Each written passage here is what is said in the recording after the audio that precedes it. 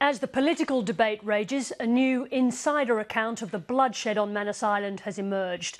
A witness has told 7:30 that following provocation by detainees, guards from the security firm G4S allowed locals armed with makeshift weapons into the detention centre last Monday night, where he says they brutally assaulted asylum seekers.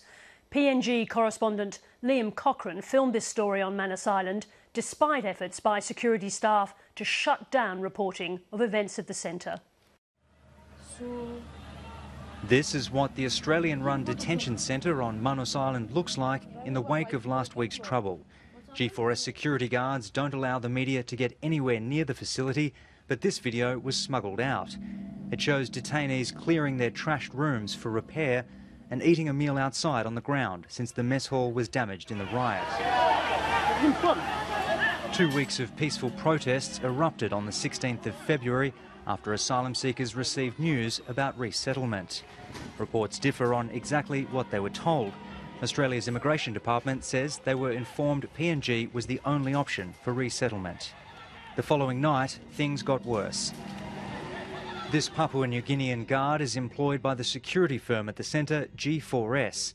He spoke on condition of anonymity, afraid of losing his job, and says asylum seekers were taunting the local staff. They were swearing at us. They just give us they swear PNG and something like that, and they don't like us, they said. So they harassing at the same time. They are throwing stones and like this, pushing gates. There at the scene that night were expatriate G4S guards, mostly Australian, who live on the floating hotel behind me. There were Papua New Guinean G4S guards, some in uniform, some out of uniform, and some in riot gear, known as the IRT, or Incident Response Team. PNG's mobile squad were the only ones with guns, and a crowd of locals gathered to watch a standoff that continued for several hours. The protests were concentrated in Mike Compound, but as detainees in Foxtrot Compound were taken away to a nearby playing field for safety, some escaped and joined in the riot. This is the only image to emerge from the night of February 17, appearing to show the G4S riot team at the fence outside the detention centre. This witness watched from about 100 metres away, but wouldn't be identified for fear of repercussions from security guards. The police fire open shots and that scared the clients, and they went into their room, so that's where the G4S went in. And when the G4S get into the camp, they fight with the clients and belt them very badly. Some were wounded, blood ran over their face. Witnesses and guards say some G4S staff were injured by stones or by asylum seekers fighting back. There have been conflicting reports about whether local residents joined in the brawl.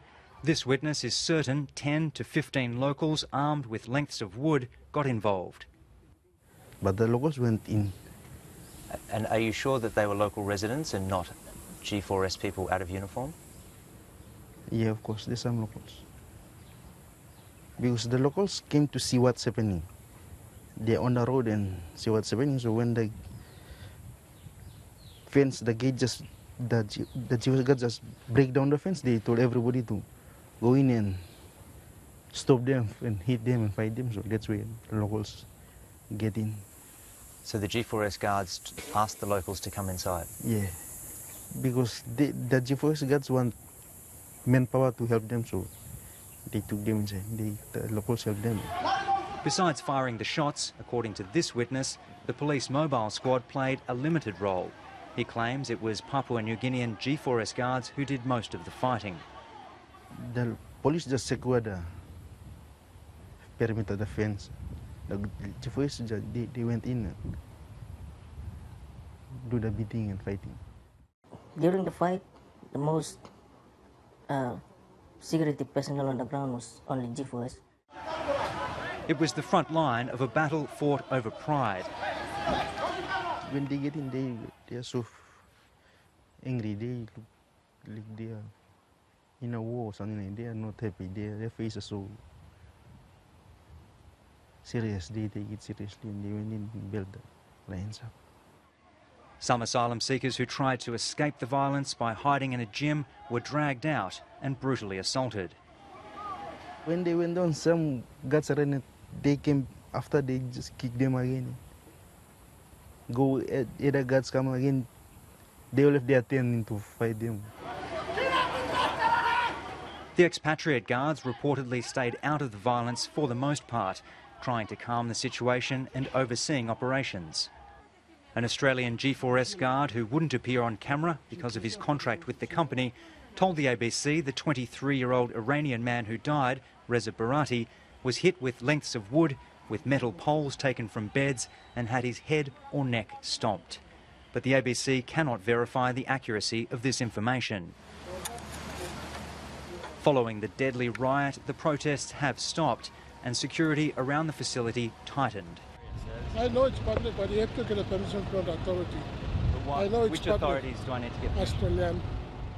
Twice the ABC has been forced by local police to delete footage, once under direct threat of arrest. Here on Manus Island, some locals believe the violence could be repeated if the processing of refugee applications continues to drag on. If the process takes slowly, then it will happen again.